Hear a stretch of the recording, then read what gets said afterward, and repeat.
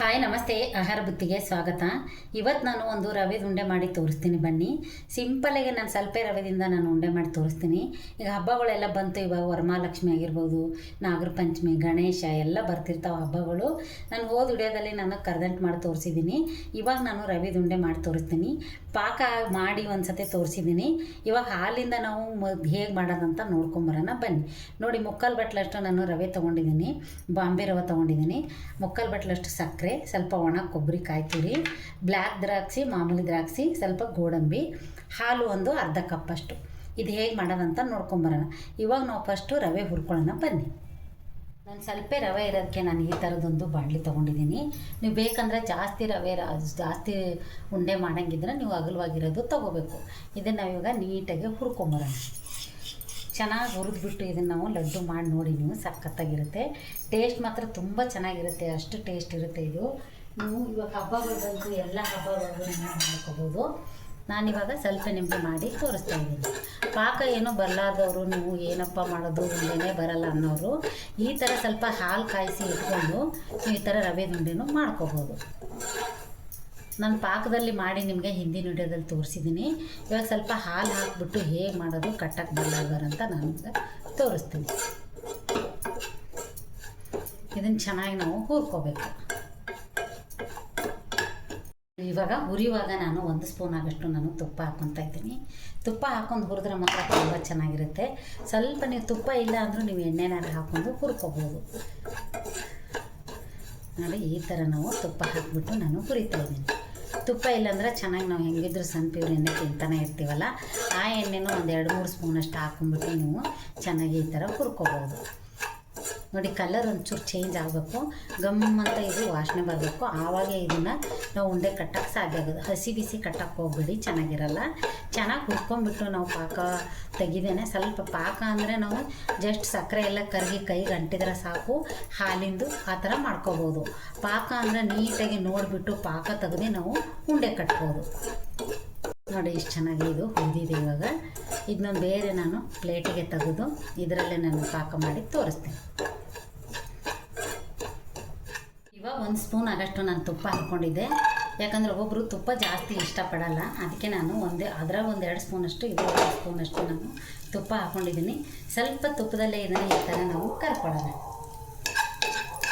ನೋಡಿ, ತುಪ್ಪದಲ್ಲೇ ಈ dry fruits ಏನಿರುತ್ತಲ್ಲ ಅಷ್ಟೇ ನಾವು ಕರ್ಕೊಳ್ಳೋಣ. ನಾನು ಜಾಸ್ತಿ ಸ್ವಲ್ಪ ಇರೋದಕ್ಕೆ ರವೆ ಅಂತ ನಾನು ಸ್ವಲ್ಪ ತೊಗೊಂಡಿದ್ದೀನಿ. ನೀವು ಬೇಕಾದ್ರೆ ಯಾವ ಥರ ಡ್ರೈ ಫ್ರೂಟ್ಸ್ ಇರುತ್ತೆ ಎಲ್ಲನೂ ಹಾಕ್ಕೊಂಡ್ಬಿಟ್ಟು ನೀವು ಮಾಡ್ಕೋಬೋದು. ನೋಡಿ, ಈ ಥರ ನಾವು ತುಪ್ಪದಲ್ಲಿ ಫ್ರೈ ಮಾಡ್ಕೊಂಬಿಟ್ಟು ತೆಗೆದು ಇವಾಗ ನಾನು ಪಾಕಕ್ಕೆ ಇಡ್ತೀನಿ. ಇವಾಗ ನಾನು ಮುಕ್ಕಾಲು ಬಟ್ಲು ಸಕ್ಕರೆ ತೊಗೊಂಡಿದ್ನಲ್ಲ, ಸಕ್ಕರೆ ಹಾಕ್ಕೊತೀನಿ. ಸಕ್ಕರೆ ಯಾಕಂದರೆ ಸಮಾನೇ ಹಾಕ್ಕೋಬೇಕು. ಹಾಕೊಂಡ್ರೆ ನಾವು ಕೊಬ್ಬರಿ, ಡ್ರೈ ಫ್ರೂಟ್ಸು ಎಲ್ಲ ಹಾಕಿರ್ತೀವಲ್ಲ, ಕಮ್ಮಿ ಹಾಕಿದ್ರೆ ಅದು ಸಪ್ಪೆ ಹೊಡೆಯುತ್ತೆ. ನೋಡಿ, ಅರ್ಧ ಬಟ್ಲಷ್ಟು ನಾನು ಸಕ್ಕರೆ ಬಟ್ಲಲ್ಲೇ ನೀರು ಹಾಕ್ಕೊತೀನಿ. ಇವಾಗ ಇದನ್ನು ನಾವು ಚೆನ್ನಾಗಿ ಸಕ್ಕರೆ ಎಲ್ಲ ಕರಗಬೇಕು. ತುಂಬ ಚೆನ್ನಾಗಾಗುತ್ತೆ. ಒಂದ್ಸತಿ ನೀವು ಈ ಥರ ಟ್ರೈ ಮಾಡಿ ನೋಡಿ. ಪಾಕ ತೆಗಿಯೋಕ್ಕೆ ಬರಲಾದವರು ಈ ಥರ ಟ್ರೈ ಮಾಡ್ಬೋದು. ಚೆನ್ನಾಗಿ ಸಕ್ಕರೆ ಕರಗಿಸ್ಬಿಟ್ಟು ಇದನ್ನು ನೀಟಾಗಿ ನಾವು ರವೆ ಹಾಕಿಬಿಟ್ಟು ಹಾಲಲ್ಲಿ ನಾವು ಕಟ್ಬೋದು. ಸ್ವಲ್ಪ ಪಾಕ ಆಗಲಿ. ನೋಡಿ, ಎಷ್ಟು ಚೆನ್ನಾಗಿದೆ, ಸಕ್ಕರೆ ಎಲ್ಲ ಕರಗಿದೆ. ನೋಡಿ, ಈಗ ಮಾಡ್ತಾಯಿದ್ರೆ ಇದು ಎಳೆ ಬರಬೇಕಿದು. ಎಳೆ ಬಂದ್ರೇ ಇದು ಸ್ವಲ್ಪ ಚೆನ್ನಾಗಿ ಸಕ್ಕರೆ ಕರಗಿದೆ ಅಂತ ಅರ್ಥ. ಸ್ವಲ್ಪ ಇನ್ನೊಂದು ನಿಮಿಷ ಇದನ್ನು ಬಿಡೋಣ. ನೋಡಿ, ಹಿಂಗೆ ನೋಡಿದರೆ ನಾವು ಸ್ವಲ್ಪ ಕೈಗೆ ಹಿಂಗೆ ಅಂಟ್ಕೋಬೇಕು. ಜಾಸ್ತಿ ಏನಲ್ಲ, ಸ್ವಲ್ಪ ಹಿಂಗೆ ಎಳೆ ಥರ ಬಂದರೆ ಸಾಕು. ಇದು ಸಣ್ಣ ಎಳೆ ಪಾಕ ಇದೆ ಅಂತ ಅರ್ಥ. ಜಾಸ್ತಿ ನೀವು ಪಾಕದಲ್ಲೇ ಮಾಡಬೇಕಂದ್ರೆ ಒಂದು ತೊಟ್ಟೆಯಲ್ಲಿ ನೀರು ತೊಗೊಂಡು ಈ ಥರ ಹಾಕ್ಬಿಟ್ಟು ನೀವು ನೋಡಿ ರವೆ ಉಂಡೆಗೆ ಪಾಕ ಮಾಡ್ಕೋಬೋದು. ಇವಾಗ ಪಾಕ ರೆಡಿಯಾಗಿದೆ. ಇದು ನೋಡಿ ಎಷ್ಟು ಚೆನ್ನಾಗಿದೆ ಅಂತ ಎಳೆ ಬರ್ತಾಯಿದೆ. ಇವಾಗ ನಾವು ಇದು ಕಾಯಿ ತುರಿದಿದ್ದು ತೊಗೊಂಡಿದ್ದೀವಲ್ಲ, ಒಣ ಕೊಬ್ಬರಿ, ಅದನ್ನು ಹಾಕ್ಕೊಳ್ಳೋಣ. ನೀವು ಬೇಕಾದ್ರೆ ಹಸಿ ಕೊಬ್ಬರಿ ಇದ್ರೂ ರವೆ ಎಲ್ಲ ಹುರಿತಿರ್ತೀವಲ್ಲ ಆವಾಗ ನೀವು ಹಾಕ್ಕೋಬೋದು. ಇವಾಗ ಸ್ವಲ್ಪ ಡ್ರೈ ಫ್ರೂಟ್ಸ್ ಏನು ಹಾಕ್ಕೊಂಡಿದ್ದೀವಲ್ಲ ಅದನ್ನು ಹಾಕೋಣ. ಹಾಕ್ಕೊಂಡ್ಬಿಟ್ಟು ಚೆನ್ನಾಗಿದನ್ನು ಮಿಕ್ಸ್ ಮಾಡೋಣ.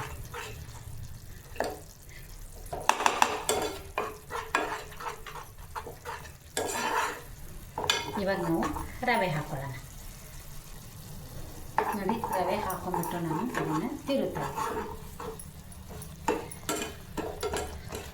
ಸ್ವಲ್ಪ ಸಣ್ಣ ಉರಿ ಇಟ್ಕೊಂಡ್ಬಿಟ್ಟು ನಾವು ನೀಟಾಗಿ ಇದನ್ನು ತಿರುಗಬೇಕು. ನೋಡಿ ಎಷ್ಟು ಚೆನ್ನಾಗಾಗಿದೆ ಅಂತ.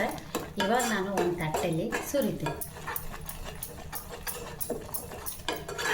ಸೂಪರಾಗುತ್ತೆ ಇದು ಮಾತ್ರ. ಸ್ವಲ್ಪ ತಣ್ಣಗಾಗಕ್ಕೆ ಬಿಡೋಣ. ತಣ್ಣಗಾದ ನಂತರ ನಾವು ಇದನ್ನು ಕಟ್ಟೋಣ. ತಟ್ಟೆ ಇಟ್ಕೋಬೇಕು. ತಟ್ಟೆ ಇಟ್ಕೊಂಡ್ಬಿಟ್ಟು ನಾವು ಇದಕ್ಕೆ ಹಾಕೋಣ. ಇದು ಸ್ವಲ್ಪ ತಣ್ಣಗಾಗಕ್ಕೆ ಬಿಡೋಣ. ತಣ್ಣಗಾದ ನಂತರ ನಾನು ನಿಮಗೆ ಕಟ್ಟಿ ತೋರಿಸ್ತೀನಿ. ಈಗ ಸ್ವಲ್ಪ ತಣ್ಣಗಾಗಲಿ. ತಣ್ಣಗಾಗಿಂದ ನಾನು ಉಂಡೆ ಕಟ್ಟಿ ತೋರಿಸ್ತೀನಿ. ನೋಡಿ ತಣ್ಣಗಾದ ನಂತರ ಹೇಗಾಗಿದೆ ಅಂತ. ಅವಾಗ ನೋಡ್ರಿ ಎಷ್ಟು ಕೈಲಾಗಿರ್ತೀವಿ. ಬಿಸಿ ಬಿಸಿ ನಿಮ್ಗೆ ಕಟ್ಟಕ್ಕೆ ಬಂದರೆ ನೀವು ಅವಾಗೆ ಬಿಸಿ ಬಿಸಿಯಲ್ಲೇ ನೀವು ಕಟ್ಕೋಬೋದು. ತುಂಬ ಚೆನ್ನಾಗಿರುತ್ತೆ. ಇವಾಗ ನಾವು ಏನು ಮಾಡೋಣ ಅಂದರೆ ಇದಕ್ಕೆ ನಾವು 1-2 ಸ್ಪೂನಷ್ಟು ನಾವು ಹಾಲು ಹಾಕೊಂಡು ಕಟ್ಟೋಣ. ನೋಡಿ ಎಷ್ಟು ಬೇಕೋ ಅಷ್ಟಷ್ಟು ನೋಡ್ಕೊಂಡ್ಬಿಟ್ಟು ನಾವು ಇದನ್ನು ನೀಟಾಗಿ 1 ಸ್ಪೂನು 2 ಸ್ಪೂನು ಹಾಲು ಹಾಕೊಂಡ್ಬಿಟ್ಟು ನಾವು ಚೆನ್ನಾಗಿ ಇದನ್ನು ನಾವು ಕಟ್ಕೋಬೋದು. ನೋಡಿ ಎಷ್ಟು ಚೆನ್ನಾಗಿ ಬರ್ತದೆ. ಯಾರಿಗೆ ರವೆ ಉಂಡೆ ಎಲ್ಲ ಮಾಡೋಕ್ಕೆ ಬರಲ್ಲ ಅವರೆಲ್ಲ ಈ ಥರ ನೀವು ರವೆ ಉಂಡೆನೂ ಮಾಡ್ಕೋಬೋದು. ನೋಡಿ ಎಷ್ಟು ಚೆನ್ನಾಗಿ ಬರುತ್ತೆ ಅಂತ ನಿಮಗೆ ಕಾಣಿಸುತ್ತೆ. ಸೂಪರಾಗಿರುತ್ತೆ ಈ ರವೆ ಉಂಡೆ ಮಾತ್ರ.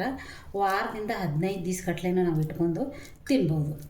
ಕಟ್ಟಕ್ಕೆ ಬರಲಾರ್ದವರೆಲ್ಲ ಈ ಥರ ನೀವು ಕಟ್ಕೊಂಡು ಲಡ್ಡುಗಳು ಮಾಡ್ಕೋಬೋದು. ಇವಾಗೆಲ್ಲ ಹಬ್ಬಗಳು ಬರ್ತಾ ಇದ್ದಾವೆ. ವರಮಹಾಲಕ್ಷ್ಮಿ, ನಾಗರ ಪಂಚಮಿ. ಫಸ್ಟಿಗೆ ಬರೋದೇ ನಾಗರ ಪಂಚಮಿ. ನಾವೆಲ್ಲ ಥರ ತಿಂಡಿನೂ ಮಾಡಿ ತೋರಿಸ್ತಾ ಇದ್ದೀನಿ. ನೆಕ್ಸ್ಟ್ ನಾನು ಕರ್ಜಿಕಾಯಿ ಮಾಡಿ ನಿಮಗೆ ತೋರಿಸ್ತೀನಿ. ಎಲ್ಲ ಹಬ್ಬಕ್ಕೆ ಏನೇನು ಬೇಕಂತ ನಾನು ಡೈಲಿ ಒಂದೊಂದು ನಿಮ್ಗೆ ವಿಡಿಯೋ ಮಾಡಿ ಹಾಕ್ತೀನಿ.